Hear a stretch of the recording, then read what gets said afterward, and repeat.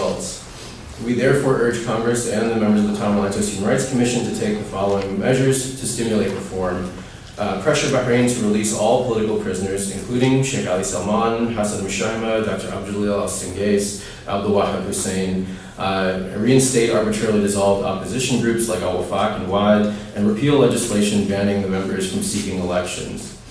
Pass legislation blocking further arms sales and security assistance to Bahrain pending verifiable progress towards democratic reforms and human rights protections, such as the implementation of the Bahrain Independent Commission of Inquiry and Universal Periodic Review recommendations.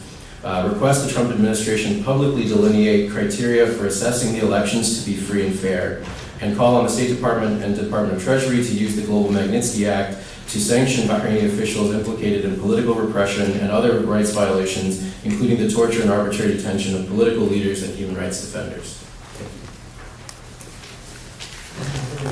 Thank you. Very clear statement from ADHR. Seth, thank you. Hi there. Thank you, Representative McGovern. Thank you, Lantos Commission, for allowing me to speak. Much of what I will say will sort of already been regurgitated by my fellow panelists. So I'll go quickly so that we can get to some questions. Since this Commission's last briefing on Bahrain in February, the U.S. administration has continued its warm embrace of the government of Bahrain, with nearly $1 billion in additional arms deals, further emboldening the regime to continue its repression of free speech and free association, particularly against members of the country's Shia community and others who criticize the government. With the election scheduled for this fall fast approaching, Congress should use its leverage where the administration has not to push back against the government of Bahrain's crackdown and try to salvage these elections. That is no easy task, as the government of Bahrain has banned nearly every opposition party and arrested their leadership on spurious charges. It was a welcome sign that Al-Wafaq's leader, Sheikh Ali Salman, was acquitted of one of his many charges last month, but absent additional steps to open up public space and political competition, the election will fall far short of free and fair, nor even as a credible or meaningful political event. It has been particularly disappointing, especially as Michael pointed out, that the administration dropped the multi-billion-dollar sale of F-16s, the hold on F-16s that have been in place since 2016 due to human rights concerns, without any real progress having taken place.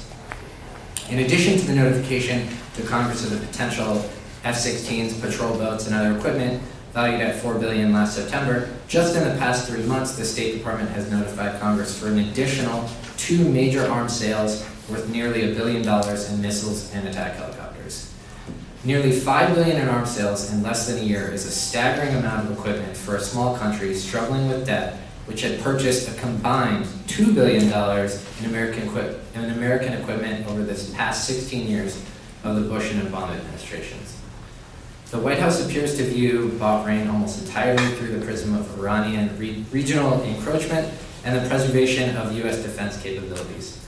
By enabling the government of Bahrain to escalate its repression, this approach undermines the very security interests, countering Iran and support for the U.S. military the administration has prioritized.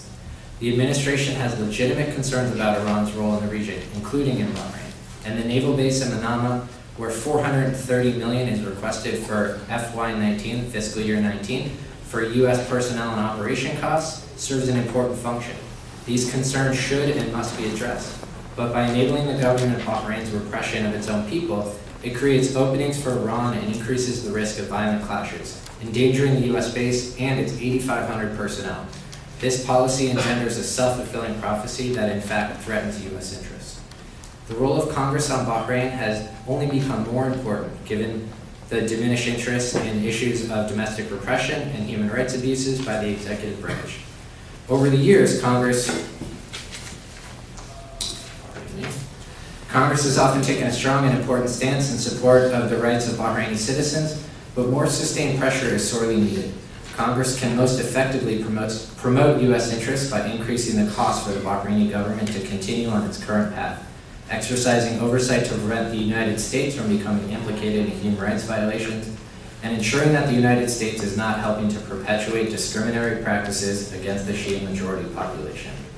Some members of Congress have opposed placing human rights restrictions on arms sales to Bahrain, But the Arms Export Control Act, Section 502B, directly states that no sales can be provided to countries that engage in a consistent pattern of gross violations of internationally recognized human rights, and the government of Bahrain has sadly engaged in exactly such a pattern since 2011. Furthermore, some members of Congress do appear increasingly willing to use the withholding of arms sales as leverage. Last year, a bipartisan Senate resolution to block a sale to Saudi Arabia of precision-guided missiles in response to human rights concerns in relation to its bombings in Yemen failed to pass by only 3 votes. In addition, Senator Corker placed a hold on sales to the Gulf Cooperation Council countries over its dispute with fellow member Qatar. And just recently, Senator Menendez came out opposing a future sale to Saudi Arabia and the United Arab Emirates, again over concerns with their execution of the war in Yemen. Congress is speaking up and pushing back on the administration's foreign policy. There is no reason this should be different with Bahrain, given the magnitude of the human rights violations taking place in the country and the consequences of those violations for U.S. interests at stake. With that, Congress can play a constructive role in shaping U.S. foreign policy toward Bahrain by taking these steps. And many of these steps, you'll notice, are pretty similar to Michael's, although we actually did not coordinate. One, the leadership of the Senate Foreign Relations Committee or House Foreign Affairs Committee should place a hold on all deliveries of recent arms sales that I mentioned above, conditioning their release upon concrete steps taken opening the political environment. For example, the reinstatement of all banned political parties, the release from prison of the leadership of those societies, the reinstatement of what was the last remaining independent newspaper, Al-Wasat, shut down in June 17, the positive evaluation by independent observers that the upcoming election is free and fair. In addition, they should freeze all military aid, including any remaining tranche of the $29 million allocated through Section 2282 and notified to Congress in June 2016. Members of Congress should urge the U.S. administration to call publicly for the release of political prisoners before the election as a gesture of goodwill. Members of Congress should use their positions to both privately and publicly urge the government of Bahrain officials to re-engage with the opposition to find a way forward to resolve the country's political crisis and to respect the rights of all Bahraini citizens. After the election, if the political environment does not improve, Congress should include in the FY 2020 National Defense Authorization Act and State and Foreign Ops Bill language conditioning the provision of security assistance to Bahrain on the Secretary of State certification that the steps outlined above have been fulfilled.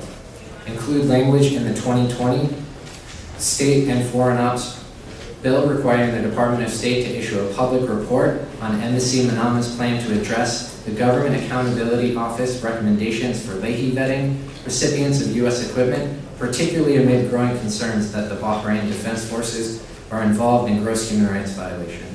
And finally, urge the administration to use the authority provided the Global Magnitsky Act to sanction Bahraini officials and security force members credibly linked to human rights violations. Personal consequences, particularly to a family-run regime, send a critical message and make abuses less likely. By taking these steps, Congress will send a strong message to the government of Bahrain and to the U.S. administration alike that U.S. national security interests require Bahrain citizens to be able to freely associate and voice dissent peacefully without fear. Moreover, such steps could help push the country in the direction of a desperately needed process of reconciliation, a prerequisite to the reforms needed to allow the Bahraini people to meet their democratic aspirations by establishing a representative and accountable government. Thank you. Okay, I'd like to thank the panel. Congressman Montgomery, did you want to start with this? Oh, I just want to say I appreciate the panel's discussion and the recommendations, which I think we will certainly follow up on because I think they're well placed. So we have a big room here, so I think what I'll do is yield back to you. You can open it up for questions. Okay. Let me just throw a question to the panel first, and then we'll open it to the floor. So, I mean, there were national dialogues in 2012, 2013, which adjourned without any dramatic progress. The question I think a lot of observers have is, what does the opposition want? What are their goals, and what would they settle for? Let's say we stipulate what the panel said, that obviously the administration is looking at Iran, is not perhaps particularly sympathetic to the Bahrain opposition right now. What would they settle for? What is a reasonable solution in Bahrain, in your opinions?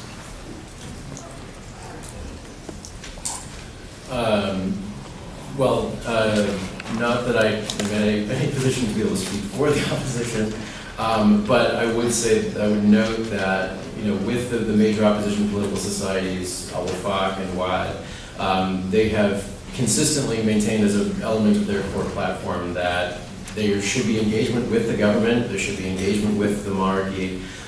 They do not support overthrowing the monarchy, which is so for the government to, sort of make a claim of sort of an existential threat, and this is why they're trying to crack down so hard. That has not been part of their platforms, that they've always sought political reform, greater, political powers for the parliament.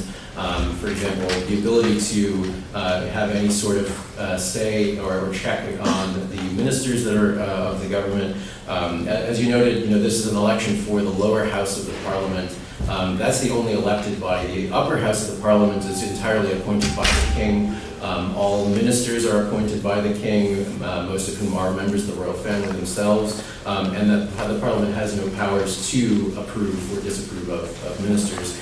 So political reforms are, have long been the focus of a lot of the opposition. The opposition, including Al-Wafaq and WAD, have also long been supportive of the U.S. presence in Bahrain and the U.S. fleet base there, and have never had any sort of criticisms for wanting to see the security relationship change. And so I think that in terms of what does the opposition want, I think that those sort of long-held stances are important to note, that their empowerment through a democratic process would not be a bad thing for U.S. interests, and isn't necessarily should be a point of concern. But I would say too that in terms of the administration's desire to prioritize this confronting Iran and closing off spaces for Iran, we certainly see Iran being trying to be very trying to take advantage of any sort of space to be able to meddle and try to take advantage of situations, and certainly they try to exploit the grievances in Bahrain. And I think that when you see the government doing nothing but increasing those grievances, it's only creating more space that it has the potential to be exploited. And so really, by enacting political and human rights reforms in the kingdom, I think this is going to be the most effective way to close off that space for Iranian influence. So I'll leave it with that. I'll make one just quick comment, just looking at the period from 2006 to 2010 in terms of what the opposition wants. It should be noted that when the combined opposition groups won 18 seats out of 40, which was less than the majority, they were satisfied with that at the time and would have wished for more, but were willing to work within those constraints. I should also note that during that period, 2006 to 2010, the opposition groups within the lower house, the Nawab, spent most of their time on pocketbook issues. So they looked, for example, at pension reform. They looked at the issues of land reclamation and how much money was being generated by land reclamation and how that money was being shared. They looked at labor law. They're very concerned about labor law because a lot of the Shia population are involved in organizations which are unionized or that are labor-oriented. So in my experience, when I was heavily involved in Bahrain, the elected opposition members concentrated on very normal, constructive economic and pocketbook issues, and rarely, if ever, called for the downfall of the regime. In fact, they cooperated and would often say publicly and privately that they were willing to work within the framework of the Khalifa regime if they had reasonable powers within the lower house to affect primarily day-to-day pocketbook issues. Yeah, I don't think I really have much to add, just to sort of regurgitate what the others have said. There calls for constitutional monarchy, freedom of association, freedom of the press, freedom of speech, and Nabil Rajab has actually, directly identified these things in the New York Times and in other places, but, very moderate, asks and measures.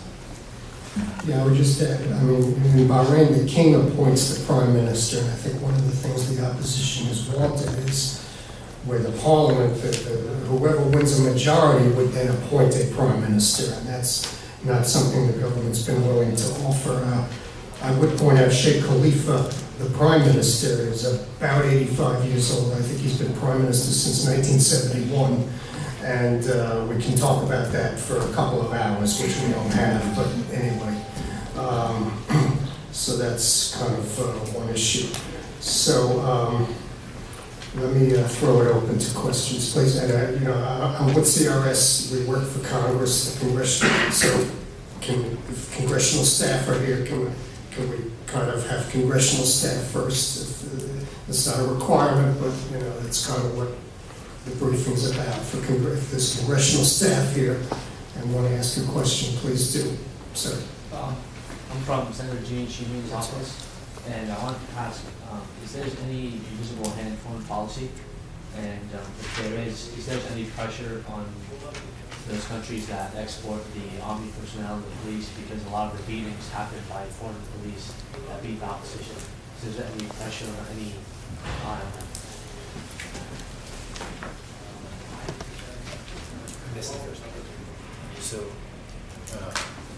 is there any invisible hand policy, like Saudis promoting Sunnis, Iranians promoting Shiites?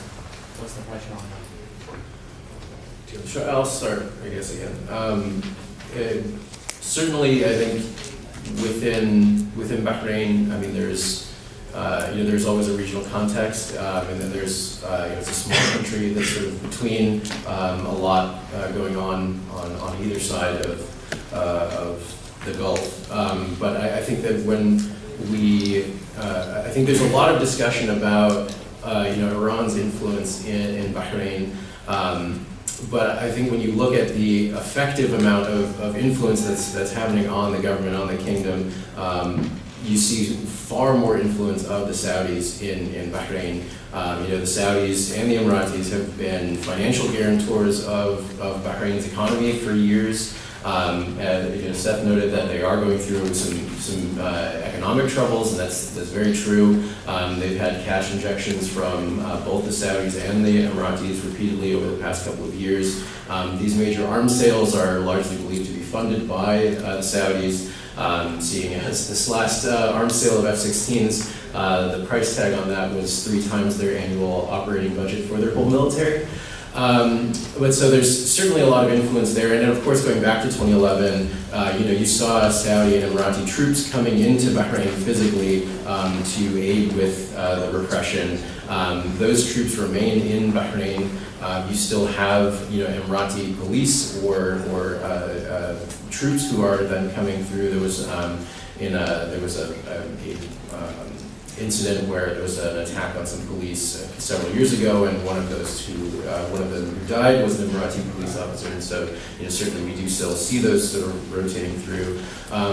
Also, in terms of sort of foreign influence, I think, as you mentioned too, that the government does try to maintain really a hyper-sectarian security apparatus. So while you do have a majority Shia community in Bahrain, it's an almost exclusively Sunni both police force and military. And this is maintained largely through the naturalization of foreign recruited Sunnis from other countries, both in the region and further afield. So bringing in Jordanians or Sunni Iraqis, or there's a large number of Pakistanis as well who are serving in the Bahraini military, who've all been sort of given citizenship and trying to maintain, or trying to, we see this sort of shift, attempts to shift in terms of sectarian balance within the country as a whole, but then also, having this very sectarian security force, which then has, drastic effects too on the, use of force and,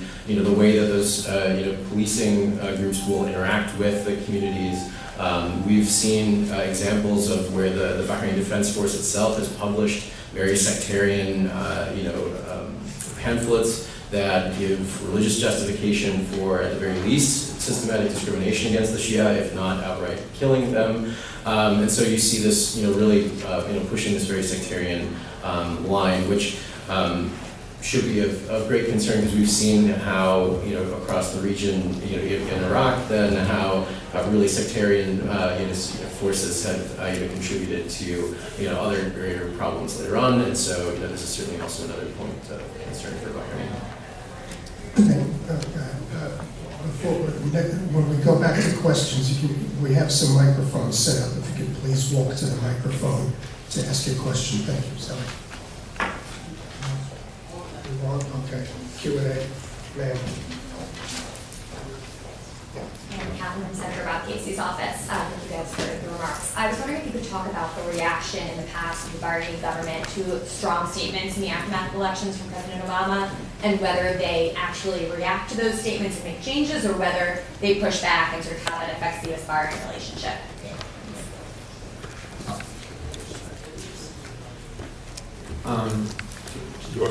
I'll jump in quickly on this. So let me focus more sort of indirectly on your question. I think there have been times where, not in statements that the administration, current or previous, have made, but there have been times where they've used leverage in the administration to see results. And so one example that existed was Assistant Secretary Malinowski was kicked out of Bahrain, and as a result, the United States stopped working with the Ministry of Interior. And following up on that, shortly thereafter, the Bahrainis joined the anti-ISIS coalition. That's a small victory and probably a pretty small ask in terms of the U.S. administration, but I think it's one example where you saw a victory of using leverage. Well, I have a slightly different answer, but thanks for the question, because it's a good taking off point on talking about how to try to influence Bahrain. I think my recollection of reaction to the statements about elections is that they're typically negative from Bahrain. You get a lot of pushback. They're relatively aggressive in terms of pushing back. The embassy here, and there have been times where the embassy is easy to deal with, but they will often just kind of shut down and not deal with people. I think Bahrain is a small country, but they have powerful friends, and they're able to do that because they can then kind of fall back on the good graces of their powerful friends. But having said that, I think it's important to say, and I think even for Senator Casey, I'm sure it's the same idea,